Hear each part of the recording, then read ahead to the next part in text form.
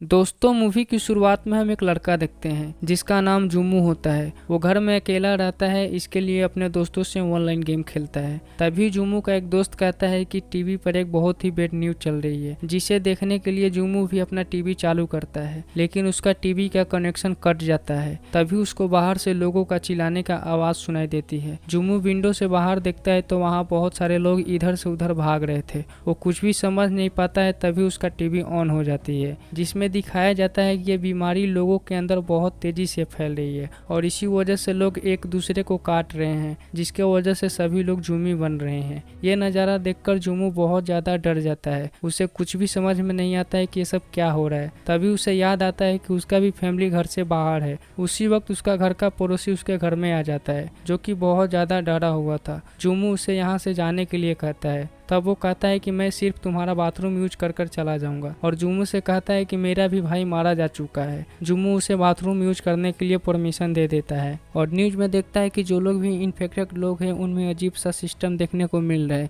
Infection की वजह से उनके आंखें लाल और उनका नेचुरल बड़काव होने लगता है। ये देखकर अपने पड़ोसी पर शक होने लगता है और जैसे ही बाथरूम से बाहर आता है तो उसका हरकत बदलने लगती है और उसका आंखें भी लाल हो जाती है। ये देखकर जुम्मू समझ जाता है कि यह भी इन्फेक्टेड हो चुका है और उसे कहता है कि तुरंत मेरे घर से बाहर निकल जाओ। वो बाहर निकलने का कोशिश करता है, तब तक पूरी तरह से वो इन्फेक्टेड हो जाता है और जुम्मू पर अटैक कर देता है। लेकिन जुम्मू किसी तरह धक्का देकर उसे घर से बाहर निकाल देता है और दरवाजे को लॉक कर देता है और रास्ते के भी ब्लॉक कर देता है। अब जुम्मू को अपनी फैमिली की चिंता होने लगती है। तभी उसका फादर का मैसेज आता है, जिसमें लिखा था कि हम सब सुरक्षित हैं, तुम न्यूज देखते रहना और मेरे से वादा करो कि तुम खुद की सुरक्षित रहने को पूरी तरह से कोशिश करोगे। इस मैसेज को पढ़कर जुम्मू राहत का सांस लेता है और अपने आप से वादा करता है कि वो कैसे भी कर कर जिंदा रहेगा। अगले दिन जुम्मू अपनी फोन चला रहा होता है, तब सोशल मीडिया पर कुछ लोगों का पोस्ट देखता है जिसमें वो लोग हेल्प मांग रहे थे। इसके बाद जुम्मू भी अपना फोटो पोस्ट करता है, जिसमें लिखता है कि वो अपने आप को सरप्राइज करेगा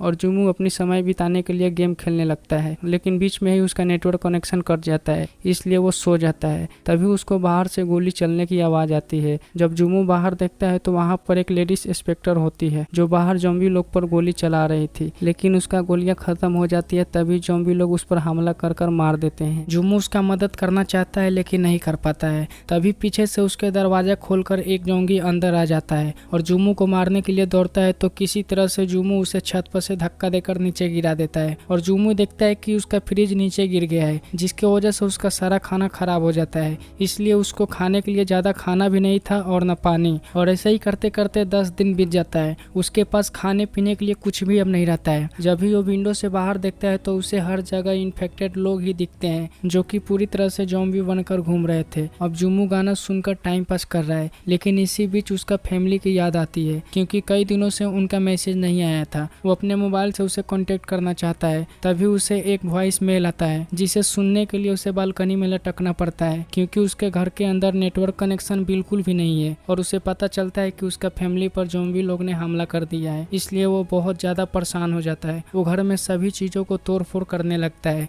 फिर घर से बाहर आता है और सभी इन्फेक्टेड लोग को मारने लगता है। लेकिन वहाँ पर बहुत सारे ज़ॉम्बी आ जाते हैं, जिसकी वजह से जुम्मू वापस घर में चला जाता है। अब ऐसे करते करते 20 दिन बीत जाता है और जुम्मू हर दिन वीडियो के जरिए अपनी हालात को रिकॉर्ड करता था। और एक दिन बिजली पानी सब बंद हो जाता है, क्योंकि शहर में हर तरफ तबाही मच गई थी। इसलिए जुम्मू को जिंदा बचने की कोई उम्मीद नहीं दिखती है और वो सुसाइड करने का प्लान बनाता है और रस्सी में लटक जाता है। लेकिन उसके चेहरे पर एक लाल रोशनी आकर गिर जाती है, जिससे जुम्मू समझ जाता है कि उसके अलावा यहाँ कोई और भी जिंदा है। इसलिए वो अपने आप को मरने से बचा लेता है। वो भागते हुए खिड़की के पास जाता है। ठीक उसके सामने वाले बिल्डिंग में एक लड़की खड़ी थी, जिसने उसके ऊपर लेजर लाइट मारी थी। उस लड़की का नाम उबिन होता है। अब उन दोनों के बीच में इशारे से बात होती है और वो दोनों एक अच्छे दोस्त भी बन जाते हैं। दोस्तों, अगला पार्ट बहुत जल्द लाएंगे। उससे पहले हमारे चैनल पर न्यू है तो प्लीज हमारे चैनल को सब्सक्राइब करें और साथ में बेल आइकन जरूर दबाएं।